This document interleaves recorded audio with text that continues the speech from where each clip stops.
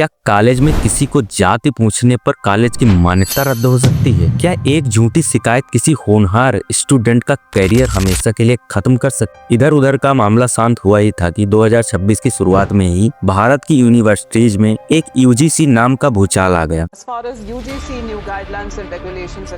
UGC के नियमों का विरोध, यूजीसी के नए नियमों को लेकर खबर, यूजीसी एक्ट 2026, यूजीसी के दरअसल यूजीसी एक रूल लेकर आती है जिसका नाम है promotion of equity in higher education regulations 2026, जिसे आम भाषा में कहें तो यूजीसी का एक नया एंटी डिस्क्रिमिनेशन रूल। ये मामला अब दो तरफ में बढ़ जाता है। एक तरफ वो छात्र हैं जो इसे सामाजिक न्याय सोशल जस्टिस की जीत मान रहे हैं और दूसरी तरफ वो हैं जो इसे सवर्णों के खिलाफ हथियार यानी रिवर्स डिस्क्रिमिनेशन बता रहे हैं। मामला इतना बढ़ गया कि सुप्रीम कोर्ट को बीच में आना पड़ा और 19 मार्च तक इस पर रोक यानी स्टे लगानी पड़ी। ये नियम तो 2026 में आया, लेकिन सीधे 2026 के नियम पर कूदने से पहले हमें थोड़ा पीछे जाना होगा। आखिर सरकार को ये नियम लाने की जरूरत क्यों पड़ी?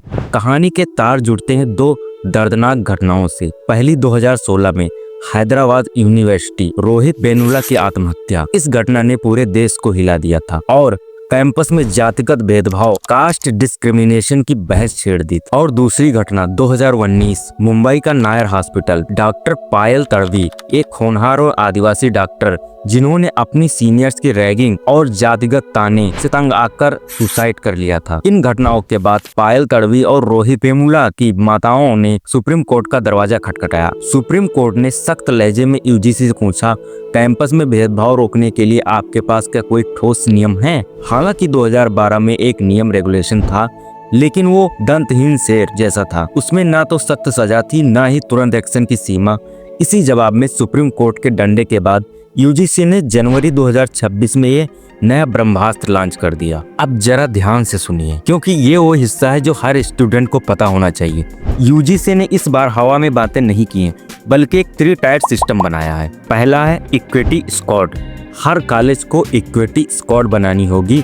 ये मोबाइल टीमें होंगी जो हॉस्टल, कैंटीन और बाकी जगहों पर लगातार गश्त करेंगी, ठीक उसी तरह से जैसे एंटी रैगिंग स्क्वाड काम करती है। और दूसरा है इक्विटी एम्बेसडर। हर क्लास, हर हॉस्टल और लाइब्रेरी में एक छात्र या स्टाफ को इक्विटी एम्बेसडर बनाया जाएगा। इनका काम होगा अगर कहीं भेदभाव हो तो उसे जानकारी तुरंत कमेटी तक पहुंचाए। और तीसरा है 24 घंटे की हेल्पलाइन। हर कॉलेज में 24x7 इक्विटी हेल्पलाइन चलानी होगी और छात्र की पहचान पूरी तरह से गुप्त रखी जाएगी। अब समझते हैं एक्शन का पूरा टाइमलाइन। मान लीजिए आज सुबह 10 बजे किसी छात्र ने शिकायत दर्ज की।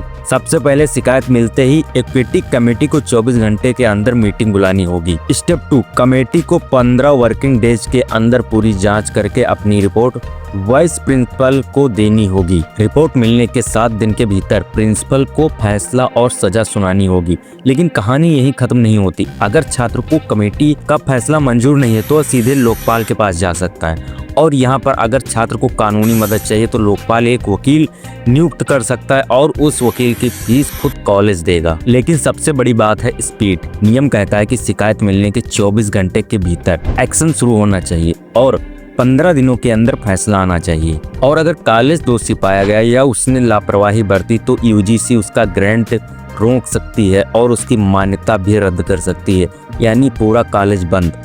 और अगर छात्र दोषी पाया गया तो उसकी डिग्री रोक सकती है, उसे रेस्ट्रिकेट किया जा सकता है। सुनने में तो बहुत अच्छा लगता है ना कि अब न्याय मिलेगा, लेकिन यहीं पर ट्विस्ट है। अगर ये नियम भेदभाव को रोकने के लिए है तो इसका इतना विरोध क्यों हो रहा है? क्यों इतने प्रोटेस्ट हो रहे हैं? क्यों लोग सड़कों पर हैं? इसका जवाब छुपा है इस कानून की डेफिनेशन में। One side definition. यूजीसी के इस डॉक्यूमेंट में डिस्क्रिमिनेशन का मतलब बताया गया है भेदभाव जो SC, ST या OBC के छात्रों के खिलाफ हो।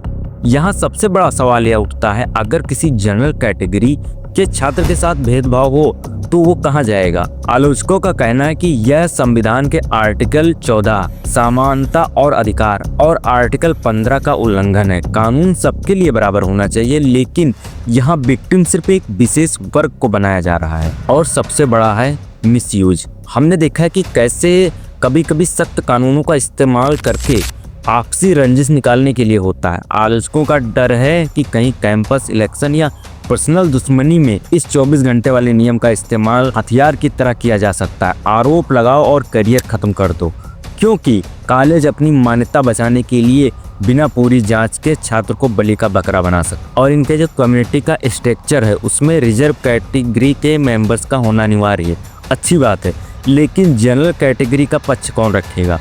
इस नियम पर सब खामोश हैं। नेक्स्ट है गुमनाम शिकायतें। अगर कल को कोई पर्सनल रंजिश में झूठी कंप्लेंट डाल दे और वो भी बिना नाम बताए, तो आप खुद को निर्दोष कैसे साबित करेंगे? ये सिस्टम का वो लूप होल है जो रातों की नींद उड़ा सकता है। और कुछ राजनीतिक एंगल भी हैं। कई एक्सपर्ट इसे यूपी के आगामी चुनाव से भी जोड़ रहे हैं। इसे एक वोट बैंक के साधने की कोशिश और दूसरे को डराने की राजनीति कहा जा रहा है। फिलहाल सुप्रीम कोर्ट ने इस पर संज्ञान लिया है। 29 जनवरी को हुई सुनवाई में कोर्ट ने माना है कि ये नियम भेदभावपूर्ण लग रहे हैं। कोर्ट ने कहा, हम भेदभाव मिटाने के नाम पर नया भेदभाव शुरू नहीं कर सकते, इसलिए फिलहाल इस नियम पर 19 मार्च 2026 तक के लिए स्टे यानी रोक लगा दी गई है। तो दोस्तों निष्कर्ष क्या है? इसमें कोई शक नहीं है कि पायल तड़वी और रोहित बेनुला जैसे केस हमारे एजुकेशन सिस्टम का एक धब्बा है और सख्त नियमों की सख्त जरूरत है। लेकिन क्या न्याय का रास्ता अन्याय से होकर जा सकता है?